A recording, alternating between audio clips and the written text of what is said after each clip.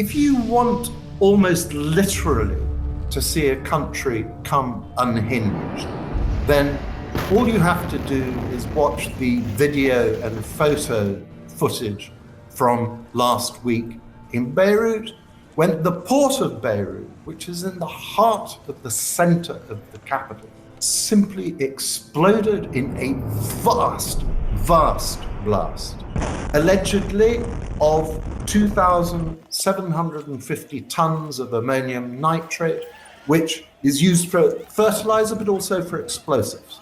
If it really were that amount, I suspect we wouldn't be having this conversation. I think it was probably less, but it nevertheless laid waste to a large part of downtown, shoreline, and east central Beirut.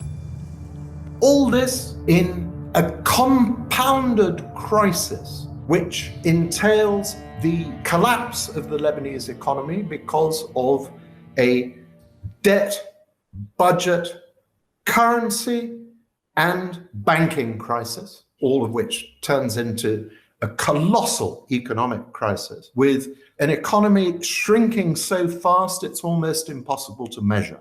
It has literally bankrupted the economy. Countries aren't supposed to be able to go bankrupt. Lebanon has. Its banking system and its central bank have lent 70% of all their deposits to an insolvent state. They are therefore all technically insolvent. The government appointed to try and fix this came up with a recovery plan saying total losses in the banking system were $83 billion and in the central bank, $50 billion. That is 2.5 times the size of what the economy was last year. You've got a massive refugee problem. Approximately 1 in 4 people in the population of Lebanon is a Syrian or Palestinian refugee, mainly Syrian, 1.5 million Syrian refugees. All that happened before coronavirus and the COVID-19 emergency, which has squeezed any remaining life there was out of the economy.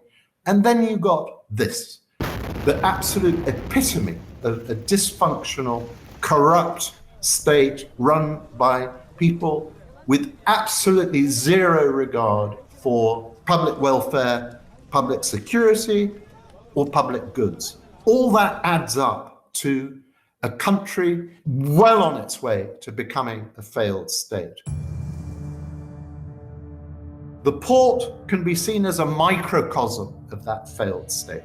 It embodies all the aspects of misgovernment, of negligence, criminal negligence, and utter disregard for citizens who, for the most part, are not treated as such, but as supplicant clients by a sectarian system in which the rights of all these, and they are all minorities, have been usurped by their leaders on a dynastic basis.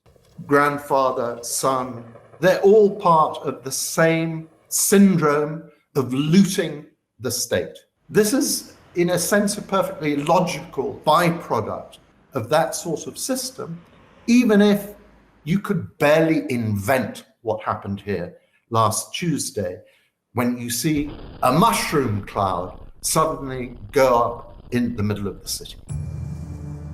Beirut is not the entirety of Lebanon by any means, but it dominates the country as a capital in a way which is atypical of most countries. This is a small country. Large parts of it are still almost pristine, but the way in which Beirut casts a spell over absolutely everything in the rest of the country, and the way mismanagement from Beirut prevents the rest of the country from developing in any meaningful way. I mean, for example, at the end of the Civil War, 1975-90, almost every militia in the country had its own little makeshift port. Everything went into rebuilding the port of Beirut at huge expense. That became the cash cow for these former militia leaders working their rackets in the port, smuggling, extracting customs revenue, levying surtaxes on containers and so on and so forth. It became a very lucrative business.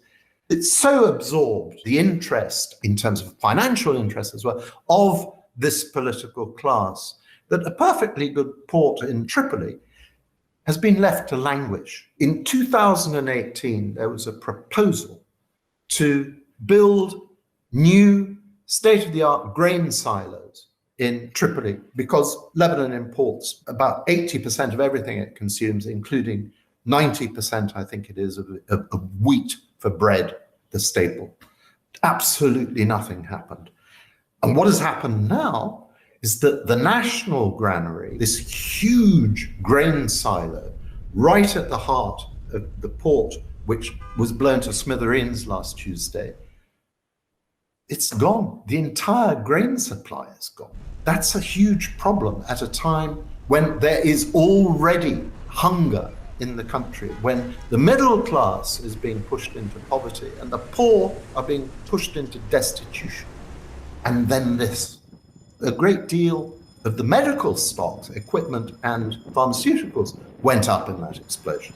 This is a dire emergency to which the political class have barely responded. President Macron of France comes here, tours the city, is greeted warmly. Not one of these people, one of the purported rulers of Lebanon, has dared show his face.